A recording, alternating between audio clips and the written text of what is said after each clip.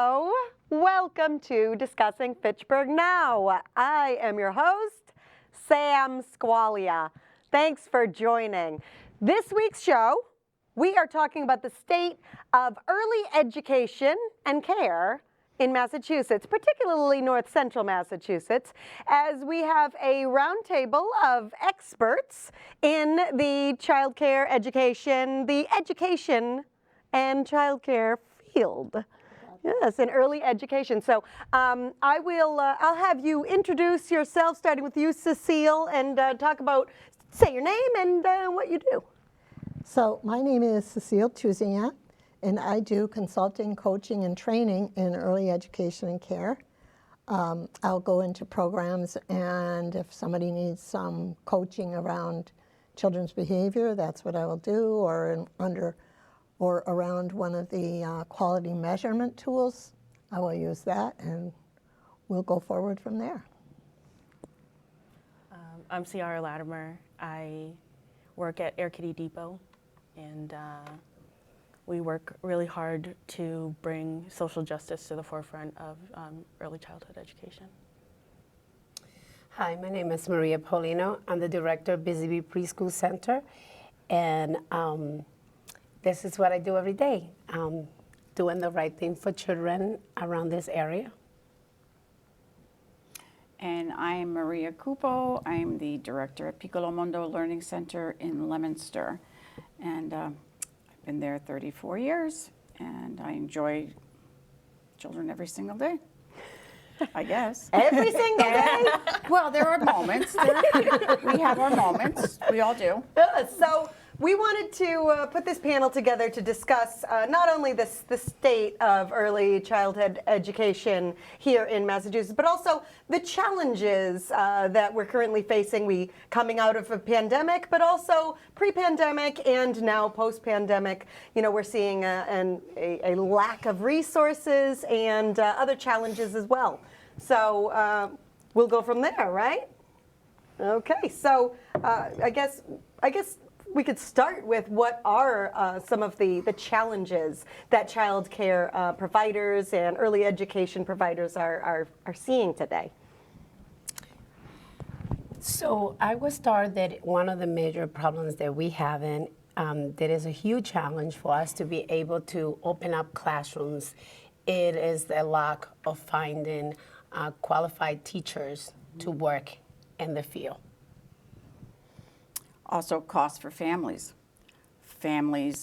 Two-income families, very difficult to find, to make it work. If you don't qualify for a voucher or any type of assistance through the EEC department or the state, two-income or even single parents, just not cutting it. They're just below the line, and they're not getting assistance, and it makes it very difficult for any child to have. I mean, we want quality early childhood education and quality care. Yes. And you know, you have to find providers that are educated and have to expend their resources to do that. So you need to pay them well. Yeah.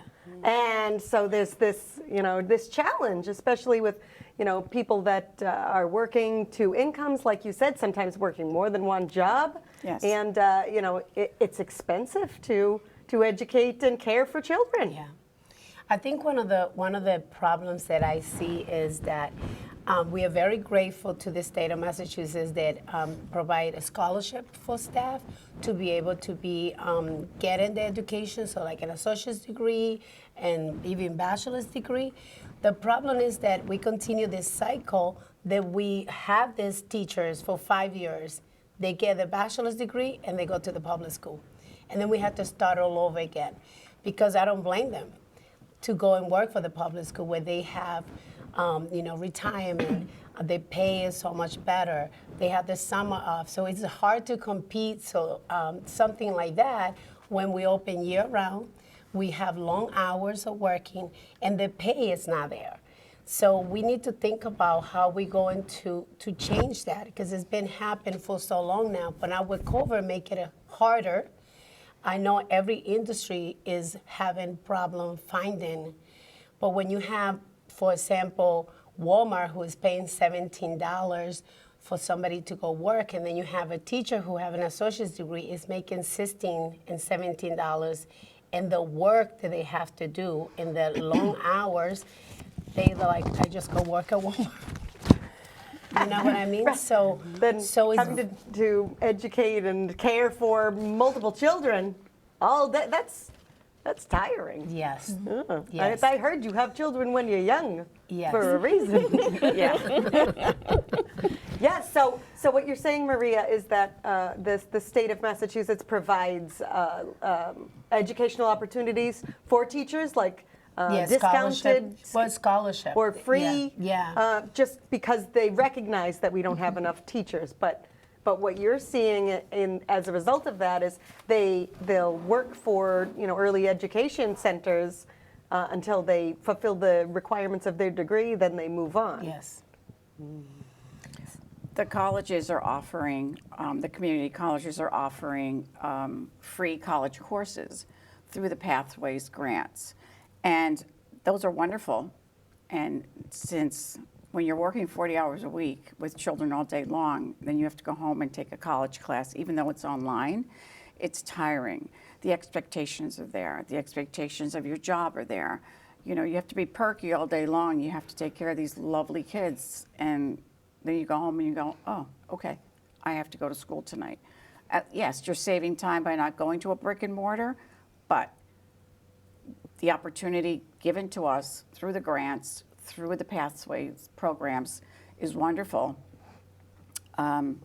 Staff will take those college courses. It's great. And again, we go back to what Maria just said. Once they're done with their associates or they complete their bachelor's, we won't be able to sustain them and maintain that financial burden that they carry for everyday living. Prices go up, food goes up, everything goes up, their stipends don't go up. Mm-hmm. And I know that there's been lobbying within the Massachusetts State Legislature for certain bills or for certain opportunities, maybe to kind of help correct this gap. Yes, actually, the Common Start Coalition has presented a bill, and it's S301 H489 to improve the state of early education and care by lowering costs for families. The ultimate goal is the maximum they want a family to pay is 7% of their income. That's a big savings for people, and that's what people need. I actually have a letter from a parent that I could quote to you, that she had her child in childcare for 2 days a week, and she ended up paying thousands of dollars, ended up having to be charged when the child was absent due to illness. And that's a policy that has to happen, right, Ciarra? Mm-hmm. The staff still have to Right. show up, right? Yeah. I mean, families pay for the slot in our center. They don't necessarily pay for all the days that the child attends, but life happens, things happen, people get sick, people get injured, you've got family stuff to take care of. But like you said, we still have the cost of paying the teachers. We have the cost of the rent. We have The the cost overhead. of supplies.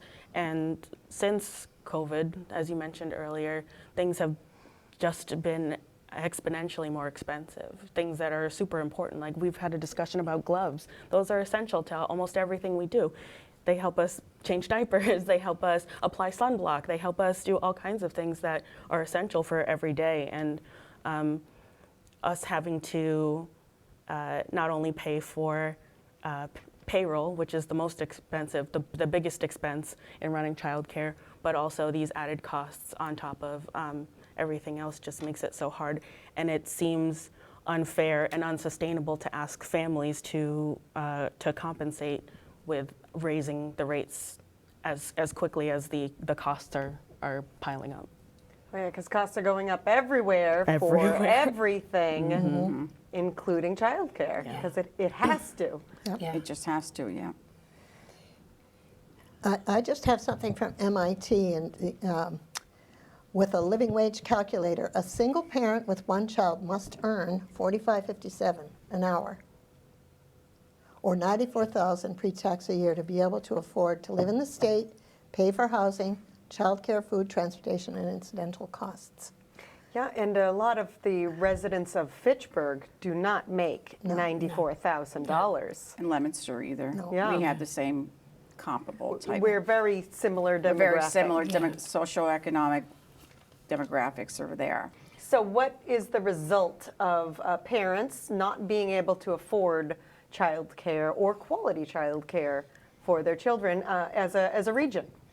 Well, there are the vouchers are a financial form through the EEC, through the Early Education and Care Department, through the state of Massachusetts, and you have to make, there are levels of what you can gross as your income. They take care of analyzing what the parent makes and all the incidentals that they have to deal with every day financially. And then they'll say whether they qualify for a slot that you have or they don't. And they may get assistance to a certain percentage, or they may get full coverage with the voucher, and that makes it equally across the board. But if you make too much, even if it's over by $100, you're out. So making $100 more is not helping you getting quality childcare. So where do these kids go? And then you end up with what you see on the news. Yeah. Unfortunately. That's why that bill is important, because Right. it's middle America that's It is. bearing the costs through taxes and through high costs and paying the full amount for childcare. But if you can cap that at 7% of income, it's leveling the playing field. And it's going to provide childcare for everybody the same way, because I don't think it's fair for some families that they have to go to places that they are afraid to leave the kid there because they don't see the quality, but they have to go to work. And that's what they can afford. And that's what they can thanks to- afford right, it. yep. And so we see a lot of underground care with people have no license, they in the basement. There's and- no insurance, and no insurance. no and- quality educators. And you don't know what they're getting for food. Yeah. We have children that come to school without having breakfast, not because they don't want to eat. It's because they just don't have it in their home. Even though they may have subsidies, but sometimes you have to pick and choose whether you're going to pay the rent or whether you're going to buy XYZ for what their needs are. Unfortunately, that's where the balancing act is for many families. Whether you're on a financially assistance or whether you're just not financially assistant, and that's where the issue becomes quality versus I have to go to work and This is my only option. this is my option, or you call family and, Drop it off. Monday's over here, Tuesday's over there, Wednesday, And if someone gets sick and then you can't go to work, and then that happens Right. too many times, then you lose your job, then You also- economic impact is, a region economic impact. I hear a lot of my constituents have concerns if they have a voucher that they can't find a place nearby that will accept that voucher because there's no slots available. Well, I think one of the problem is to a lot of programs decide to not take voucher because it is a burden to It's a an program. administrative burden. Yes, There's probably a lot of because- paperwork. Well, and- no, it's also a requirements. huge Below loss. market rate. Oh, you So lose we- money when Yeah. you accept a voucher. So what we charge the private family is not what the state is giving out reimbursed.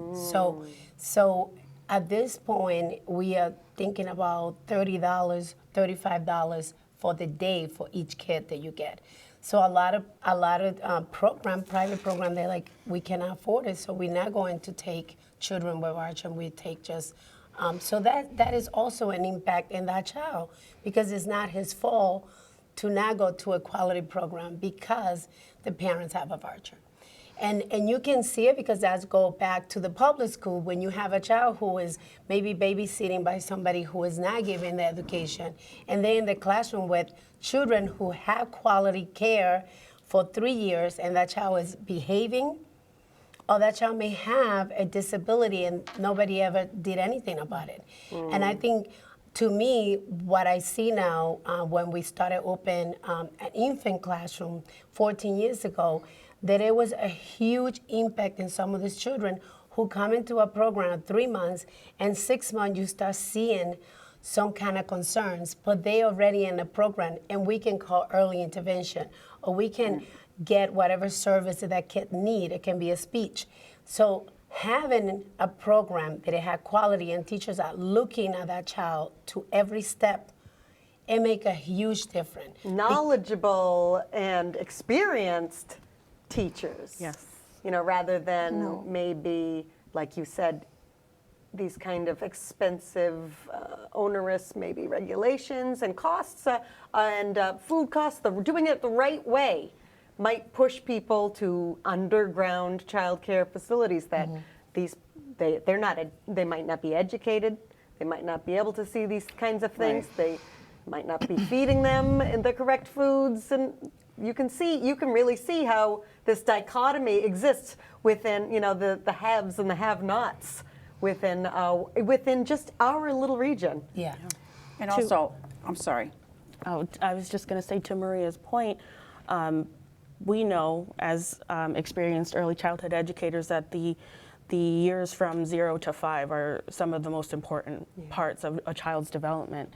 And reinforcing what you said, having a quality education system where children are tracked and monitored, where if they're missing developmental milestones, we can mitigate that or support them through that.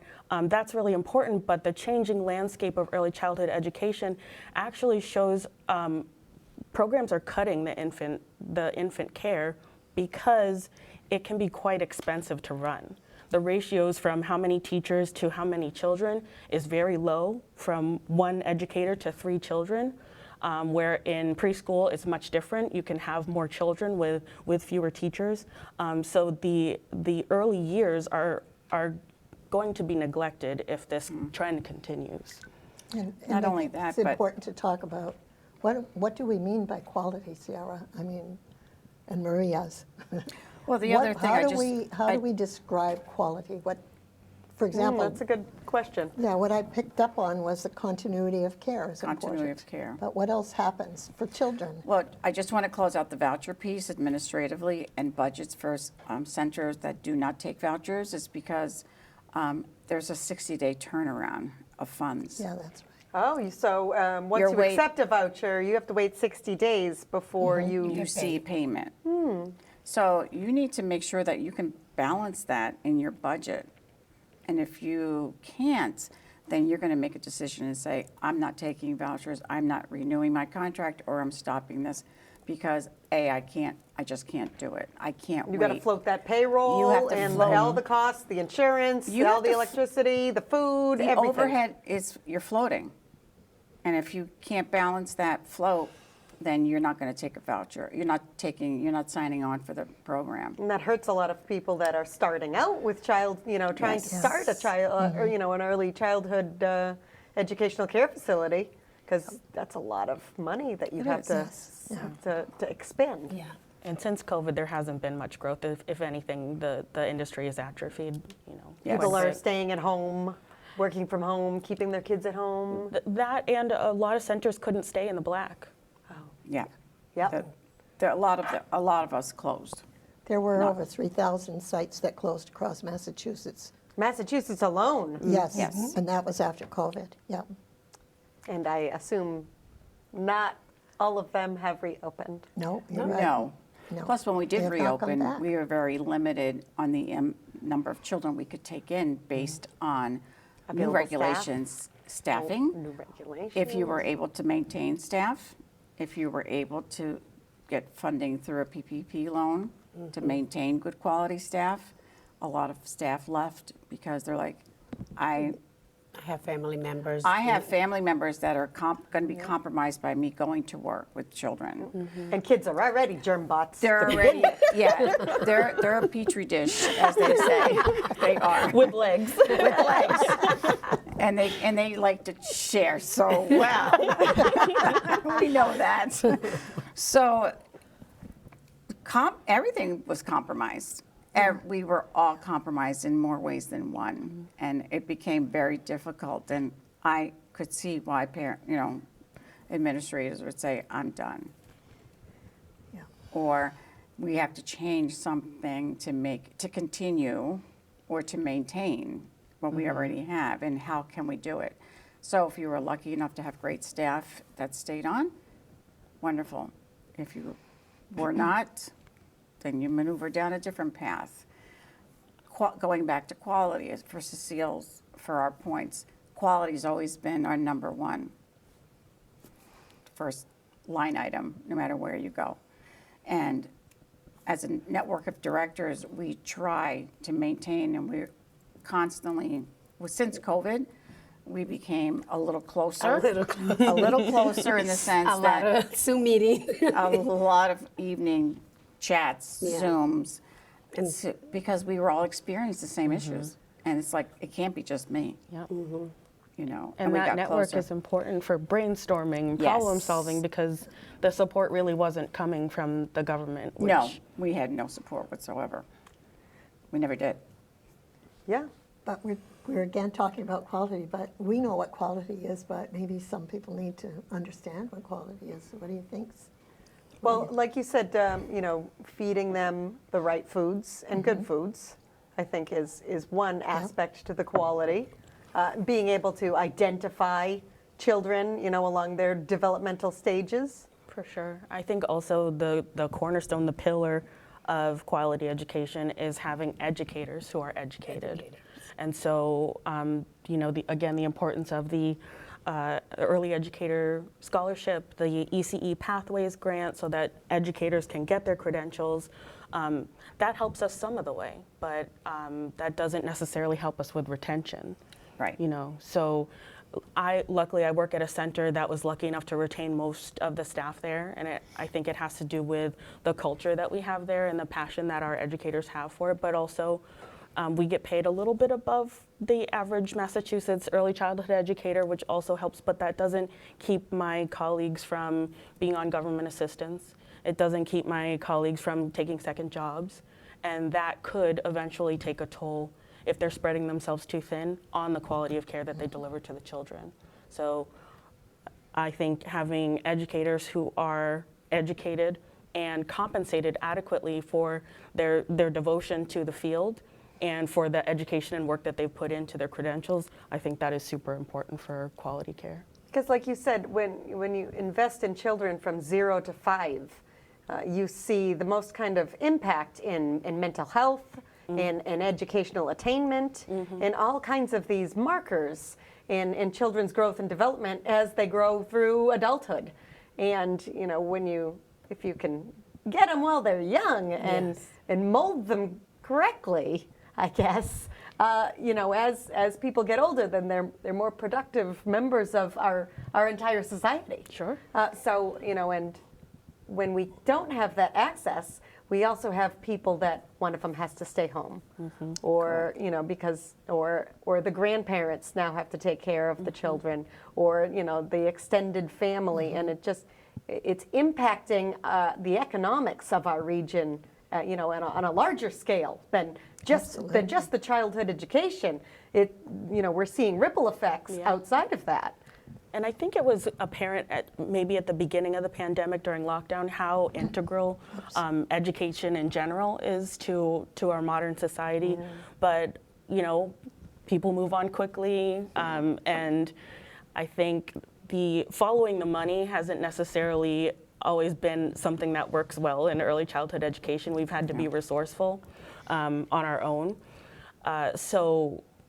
Moving forward, we want to make sure that we can bring awareness. We want to make sure that the community understands how important and integral our role is. And sometimes that comes from understanding return on investment, right? So there have been studies that both done in 2010 and 2016, most recently, that talk about for every dollar that's spent on quality early childhood education, the taxpayer ends up seeing 10% in return. And that has to do with less crime. It has to do with less special education needed, remedial services, and things like that end up we end up pouring that money into those programs when we could have prevented them with quality education.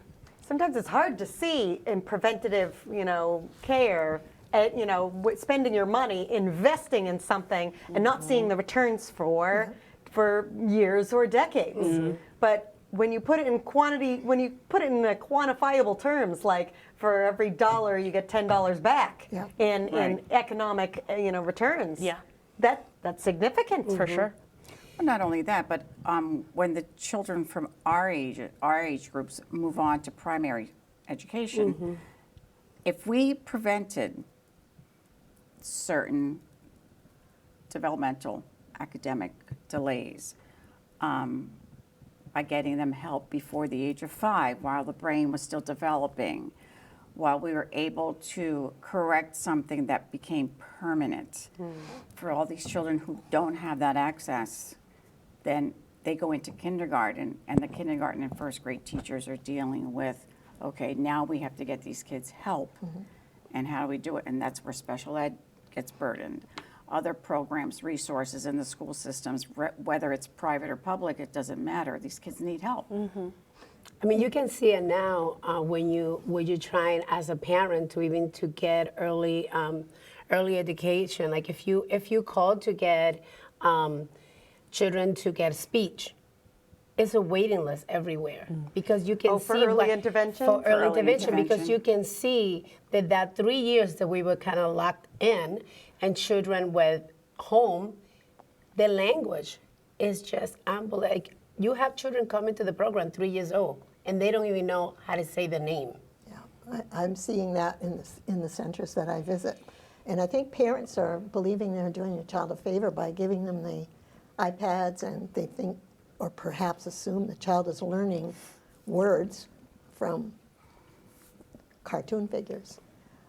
But that's one of the pieces of early education and care, is the language that Social. the happens language Social, development. emotional in skills. the classroom, between the children, with the teacher and child, and so even infants, and toddlers.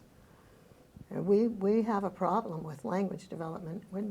I think that's pretty universal, wouldn't you say? Definitely. Definitely. And emotional, being able to handle emotional and social situations. We're seeing We have behavioral Yeah, I think that's challenges behavioral challenges. they begin to erupt earlier than later. Right.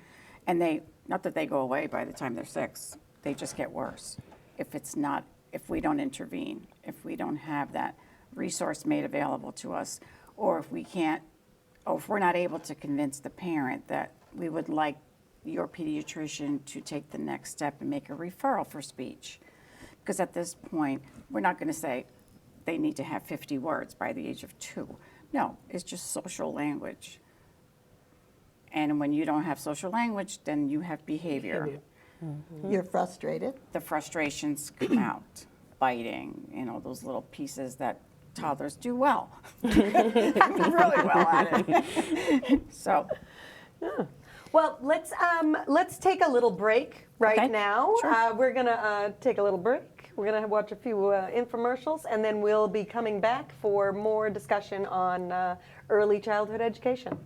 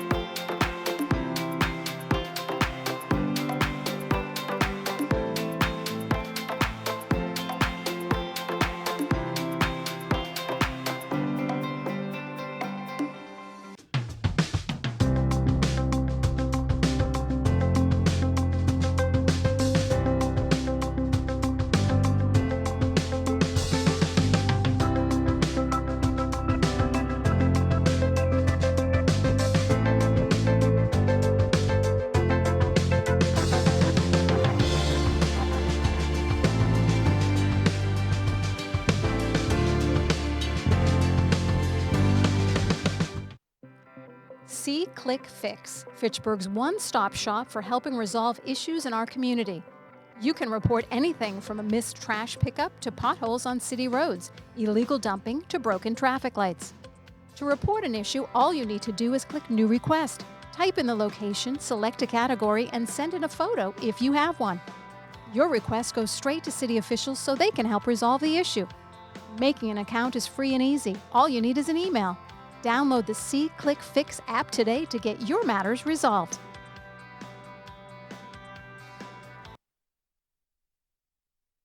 Discussing Fitchburg now. We are discussing early education and care, particularly in the north central Massachusetts region. We have our panel of childcare experts here. Is Maria's microphone working? Can you say That I'm back? Say if you Yeah, can. we're back. We're back. Had a little microphone snafu. Yes. I think we're challenges. working. I think we're in are. business. Yeah, Good. we're working. Okay, good. All right, so we've been discussing a lot of the challenges within early childhood education and child care, and let's pivot a little to what are some of the things that we can do. What are some of the positive initiatives that are working well that we can build upon in the state of Massachusetts, and maybe what are some of the other regions around the world that are doing it, that are maybe doing it a little bit better than us, that we can learn from. Let's go from that perspective.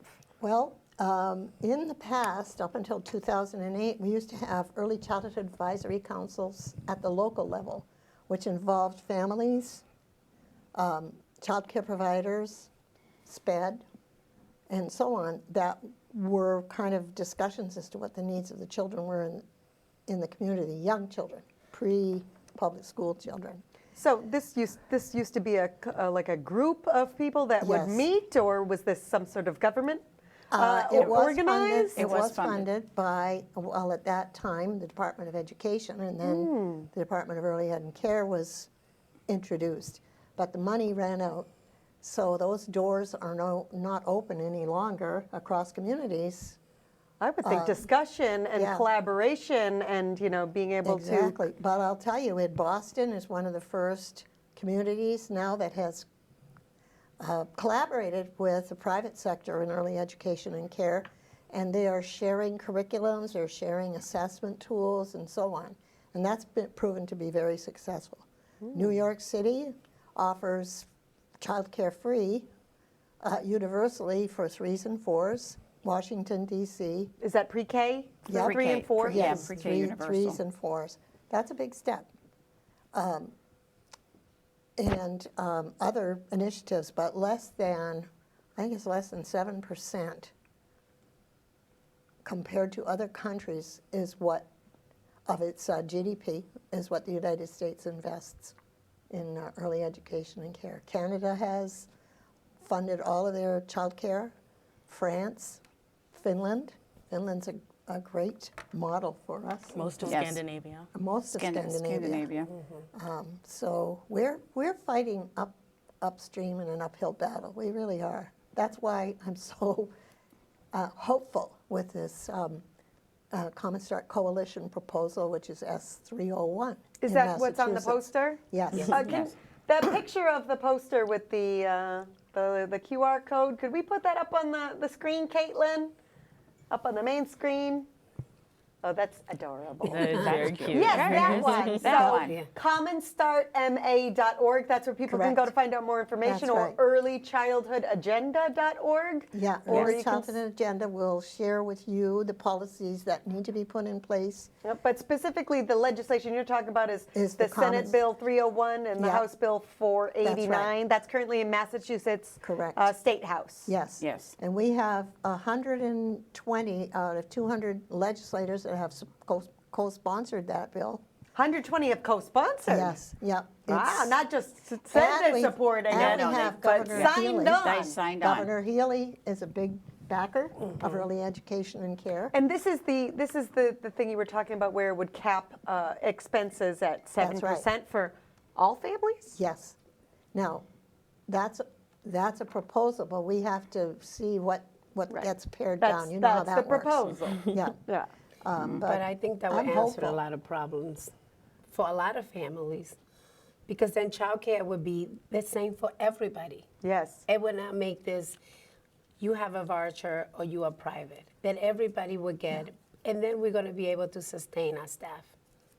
I mean, on a very much smaller level, just the fact that we provide food for all students, regardless of income status, regardless of Yes. family condition, every child is eligible for the same meal, and you know, across the board. That's in the public schools and any program that uses the CACFP And food program. that's what we have at The Busy Bees. uses So it. I don't know about. everybody, we have a chef who make the food every day for the kids. in Yes, the so program, this kind of proposal Yeah. levels the playing field for Yeah. all Yes. children. All children. All children have equal access, because even if maybe for, you know, just to use the school lunch for an example, even if a parent could technically afford it, doesn't mean they're making their child lunch Right. or providing Correct. money for lunch. And then it's a job for a family who's a working parent, who's making lunches for their child to bring to childcare. That's a lot. It's just another, and then you have to shop for the food too, right? So so if you're, you know, stuck in the middle, like you had said, Yeah. you're stuck in the middle, you make $100 more than the cap. Yep. Now you've got to work. You both have to work to Yes. pay for good, because you want the best for your Yes. child. Yeah. Yeah. Even buying fruit, Yes. it's expensive. Everything's expensive. But in order for a private center to be eligible for the food program, you have to have a certain percentage of voucher children. Yes. So that's the incentive to accept more voucher That's the caveat. children. That's the caveat that not all of 25%. us, right? And some So of now us. you got to raise the rates for, you know, maybe the ones that are Private. paying They the full already- amount to cover the additional losses for the voucher program. So you're pushing that middle class, you know, bracket even further. Yeah. even further. Yeah. We don't have the food program because we don't reach that 25% in vouchers. Yeah. We're close, but we're not there. So, But the parents who are privately paid do not pay for their lunch. It's covered through the food program. but that's in public school, or No. if you're No, also part, in the child care center.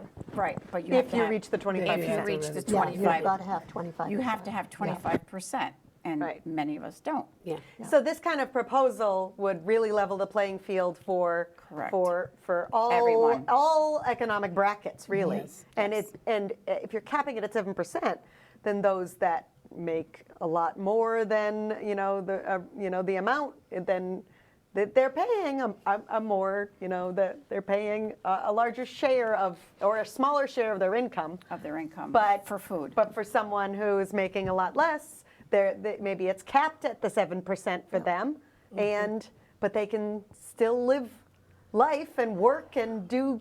Right. Right. And then you're creating a catalyst for more childcare providers as well, because now we have more demand and more children. And I think it should be noted that the more equitable something is, the more access everyone has to it, the more diversity comes to the table, and that can enrich things in so many ways too. So the children are also benefiting by experiencing children and other families that are so different from their own. And that is a really important part of how we educate at our center. We want to make sure that children understand that there are differences. Not everyone is the same. That's okay. And, here's how we come together as a community. I like it. This sounds like one good solution. It is a good solution. It is. Too bad we're not Congress. And I would think that with the millionaires share, the fair share, The Fair Share Act. that The we Fair pay, Share. that we passed, that was specifically targeted towards. For education and transportation, and I know Senator Lewis is trying to get some of that money for early education and care. He's the one who wrote the bill. So how would you say that Massachusetts compares in early education investment opportunities, compared to other states? Do we know that? Yes, we do. She has the numbers on that. We Cecile don't. knows that. Yes, Cecile knows she knows the stats on that.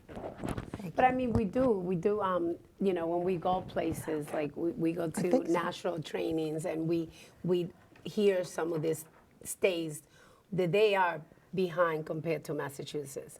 I mean, we have a lot of programs in Massachusetts that a lot of states don't have it. Yeah. And like program like the scholarship, even the size of the classrooms in different states are huge compared to Massachusetts. So we have a lot of good things happening, but I mean, like, we can do better because of the way that we sell Massachusetts. Thinking about education be so important. We are the have to- #1 most educated state. We have to think about the children, the future of this country. Yeah, and we got to invest in that. Yes. If we want to continue to be the #1 most educated state. We are. Everyone else? Our regulations are very stringent compared to the other states. Classroom size, like Maria was saying, is a little bit different in other states that are bordering states. So that's where quality comes in versus the quantity. And when you listen to other directors at these conferences, you're amazed at what the numbers are, what they're telling us. Yeah, it's like if Massachusetts is sounding the alarm, you know, Yes, then then you I know there's a wonder real what- problem everywhere else. Exactly. Exactly. I wonder what's going on there. But in early ed and care, we rank #8 in the country. number Back to your 8. original question, yeah. Who's #1? California? DC. DC. Hey, they're offering universal for 3s and 4s, and DC is quite a diverse community. It is. And so they're elevating the needs or addressing the needs of the population by offering universal care at no cost, early education and care. Yeah, they're #1. So Fitchburg Public Schools has a pre-K program. Is it, are there more demand than is available for that? Is that the Yeah, problem yeah. with Fitchburg? Supply and Or, I demand. mean, Leominster has a pre-K program They as do, well. and it's a supply and demand. It's It is. a lottery here. It's a lottery for pre-K. Yes. Yes. Yeah, as a All matter- children get in kindergarten. Yes. Yes. But But pre-K. for pre-K, Pre-K, there's only so many slots available. That's right. Correct. And it's only, And I think it's half-time. I don't yeah, think it's like 12 to full-time. 3 or Yes. something. Yeah. Yeah, it's just, 12 and to that's 3. for working family really difficult. Right. Because who work, 3 Nobody hours. works 12 to 3 Plus, or you 9 gotta, to 12. plus you gotta, leave work to drive there. So really, you're only getting 2 hours of work. Yeah, and transportation is the other issue. If your Yeah. child doesn't qualify based on an IEP they may have, transportation's not included. So therefore, you have to get someone, because you can't leave your 40, 50-hour week job to stop and take them to school by 9, because you have to be at work by 2 hours 7:30. before. 2 hours Or before. 3 hours, you gotta start driving there. Because Correct. we have an out-migration, Yes. for work opportunities from our area as well. Yes. Plus, we're becoming a bedroom community to a certain degree. Thanks to remote work. Yes, thanks to remote work. But there are other communities that are not that far from us that are considered bedroom communities that have higher socioeconomic opportunities that we don't have in our area here. So we are in a very, I don't want to say depressed, but Well, relatively speaking. relatively it is. speaking, it is a depressed area when it comes to apples and oranges. So how can, parents get more involved? How can our local community get more involved? We spoke about the state, the federal funding. We funding from the top down. How can we, start rising up from the bottom up? I'm so glad you asked that question, which brings us back to the early childhood advisory councils that we enjoyed up to 2008. And we need to knock on the door of the public schools to open that door to us, because we have to collaborate. More collaboration, Yes. outreach, Yeah. connection, Yeah, sharing of resources. exactly. Food programs mean, that some go before the age of 5. Food if you're- programs. Food programs, if Because you're not making that voucher cut. In public schools, a lot of the children, it's the only time that they eat. That's Yep. correct. Is when they go to school, and you Those are think the that only just meals starts they at have. 5? Yes. So from 0 to 5, we're seeing, you know, a malnourishment situation. Yes, Correct. and that all impact in learning, because when you're hungry, you are not want to learn the ABC. Yeah. So it's huge. And I think it's also going to, because I know when we have that community partnership that Mrs. T is talking about, and we had kindergarten field trip where the kid, they were going to move into kindergarten, they will go see the classroom, they will go see the building. And that is such a huge impact in a child who's been with us for 5 years and now they have to leave and they don't know where they're going, who is that person. I think having, you know, the principal or teachers come into a program or asked to go into what kindergarten, the kindergartens are going to go. A group it trip. just Group it trip. just Field make trip. us such a great feeling to like, I saw you when I came here.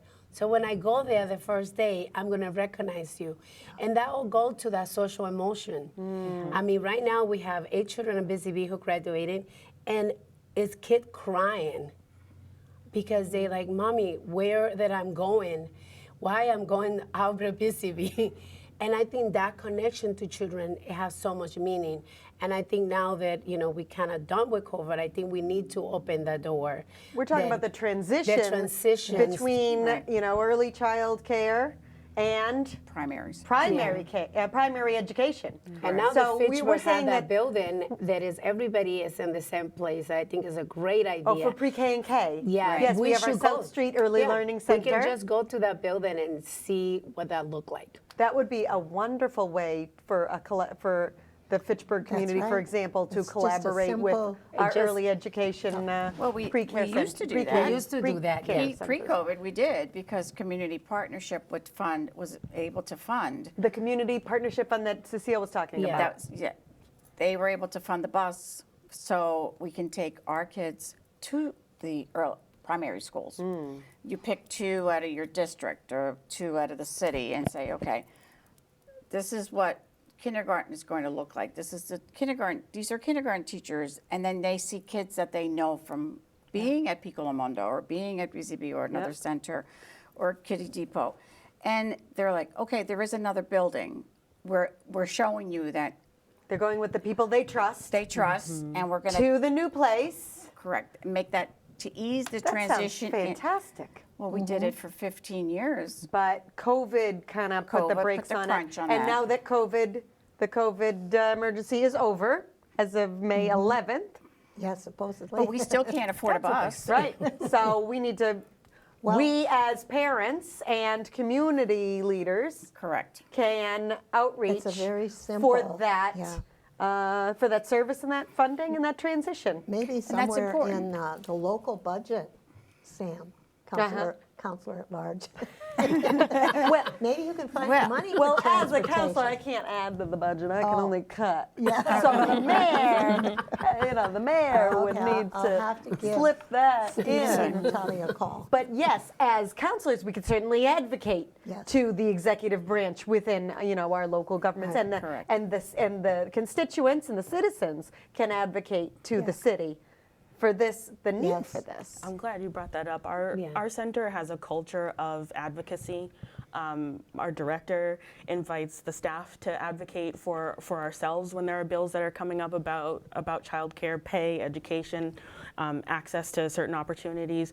But we also encourage our families and the children to write to state legislators, to let them know, to let them hear our voice, to put the pressure on and help them understand how important it is, this job that we do. Yeah. Because it's not just about the kids, it's not just about the teachers. As we said before, it's about our entire community. And what you said right there is so important, is to educate them, because your mayor or your city councilors, they might not have children. They might not have had children for a long time. They might have had children in private schools, and they don't need to worry about any. They're the private funders. Yes, Right. that's right. But so they might not have any idea the importance of the transition, or what's actually happening in our preschool, or what's actually happening, the challenges that we're facing within early childcare and these kinds of issues. So when we talk about advocacy, we're not talking about getting in someone's face with a bullhorn. We're talking about talking with someone and going, did you know that this and this, and can we have a conversation? I'm having some challenges. I'd like to talk to you about these things. And that's exactly what we did on Monday at Busy Bee. We opened the door for the parents, and we show the parents what are we talking about. We show them a video of what the staff is going, why we cannot open the classroom, why we don't have all the children that Busy Bee can take because we don't have the staff, because we lost so many staff with COVID, but how difficult it is to find, because I would just not hire somebody just to have a body. That's why I'm in the classroom. I'm in the classroom teaching and doing my director job, because I refuse to hire somebody just to hire. I need somebody who know what they're doing, but they also love children and love what they do every day. And understand them. Understand why they're crying, why they hurt, or why. Understand the whys. And for whether the child speaks or not, you still, as the adult, you have to understand why. And act with compassion. And go from there and decide which path you're going to take that in the next 20 minutes to keep this kid calm or to find out what's going on. Sometimes it's simple and sometimes it's not. But if you just bring a body in, that's not going to do any good. On their cell phone, perhaps. But, I mean, that's where educating teachers, educating the families, that we're not just putting bodies in the classroom, we're putting educators in the classroom. And the Venn diagram that intersects people who have a passion for this, people who are educated, and people who can afford to do this as a living, the part that intersects is getting smaller and smaller every year. It's just an And if we outline. can add more resources, and if we can do that by advocating for ourselves and for each other, then that's going to help us move this whole industry in the right direction. There's no better expert than the children, the teachers, and the families on the ever-changing landscape of early childhood education. And so if a 3-year-old can scribble on a postcard and we send it on their behalf, anybody can write to a state legislator to make sure that they understand what's going on and what we need. And once again, the impacts aren't just for the child care educators. No. We're not just talking about impacting, these people. We're talking about the ripple effects that impact the entire society that we live in. And not only just in the short term, but we're talking about long-term effects, when we are talking about childhood, quality childhood education and investing in that. And I can speak it last year, it really hit me as an educator when I got 7 invitations to Fitchburg High, 7 children at Busy Bee. All of them started preschool. They all went through all the years in school and graduated together. 7 of them, the top students, they were all from Busy Bee last year. And when I stand there and watch these children, I say, oh my God, now I get what my job is. Because look at them, they all going to college with scholarship paid. That makes you feel good. So I love that long-term, that long-term projection. So there you go, the long- future. But it takes a long time to see that. That's a long investment. That's a long investment. You're talking But it pay off. 10. But It's we're going to worth pay it. off. But it's But going to pay off in it our does pay society off. big Yeah. time. It does. It's not a prison pipeline. I think the that school you to could- prison pipeline. I kept hearing We have to someone disrupt tell it. me about Yes. the school to prison pipeline. Yeah. Yeah. But that sounds like a whole nother hour. That's a whole different. That's a whole different in the conversation. last 5 minutes, there was some discussion before the show started where we were talking about technology and advances in technology that can, improve the child care experience. Is that correct? Is that what we were talking That's about? what I'm seeing, is what say so. Ciarra's using, and Maria, I know Maria's. We have a system that it really started with the infant, just because I feel like if you have an infant, you want to know every second so you can survive what my kid is going, that the diaper's getting changed, what time that he's getting fit. And so when somebody, one of the staff went for a training and they brought it in, and I think you guys used it too. Yep. So it's right wheel, and this is like Right wheel? Yeah, and it's a picture, a little summary with it, what is happening in that moment, and this is throughout the whole day. So not only you get pictures that it just throw people off out of work, like I You're just like, spend the let me whole just day. log in. And He's crying. He misses me. But I think it's just a really like confident things for for mothers or dad that they like Just check in. worrying Oh, she's about. good. Yeah. And so that is great. At least that is like a very quick, I can say, fix. Yeah. Yeah, we use Brightwheel also, and it's been super helpful because as administrators, we have to wear so many hats. Some of us are in the classroom, you know, we're training, we're hiring, we're doing all this stuff, staying on top of new regulations.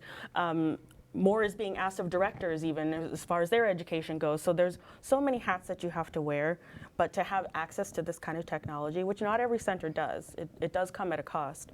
But to have access to something like Brightwheel that can help with teachers communicating with families, it can help send out notices, you can help with registration forms. To have the technology to take all of that off of any educator's plate is I think, worth its weight in gold, for sure. The wings are silent. Wings are silent. Yep. So we're seeing, I know that when, my daughter was in school, if I were to be able to just log in and see her, I know I would have been like, oh, look at that. Okay, good. I can go back to work. And there's a big Instead difference of between concern. There between is. telling somebody They had a your great child had a great day, look at this cool artwork that they made. They all and have great days. And seeing the moment where that child makes that connection and finally understands, like, this is a blue crayon. I don't know, it sparks something in me that makes me so excited to share with the families, and I'm sure on the receiving end they appreciate that too. Yes.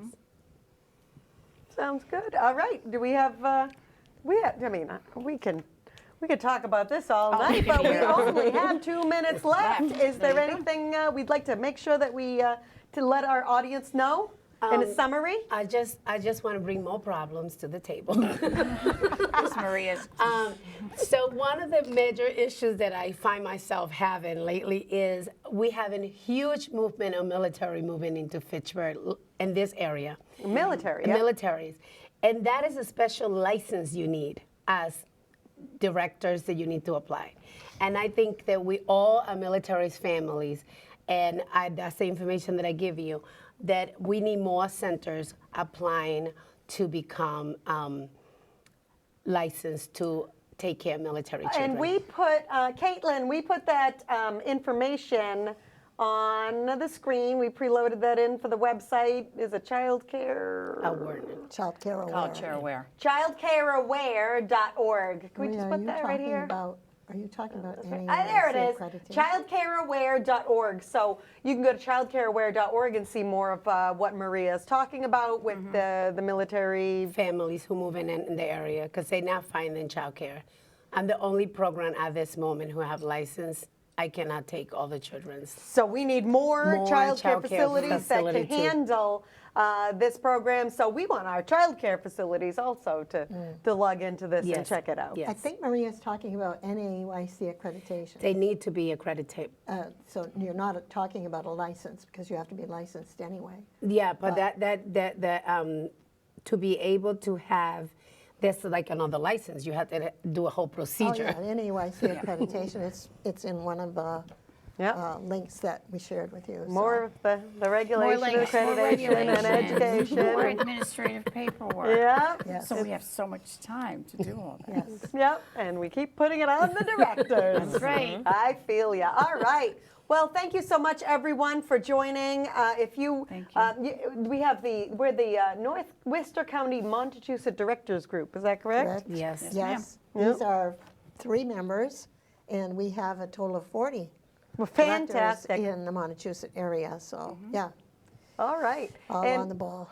thank you very much for coming on Thank you for having and us. educating us a little bit Thanks. more about Sure. what's going on That's in what we the do. state That's of what early we do. education. That's what we do. We educate everyone every day. All right. And thank you for watching at home so that you could learn a little bit more about what's happening. We really appreciate it.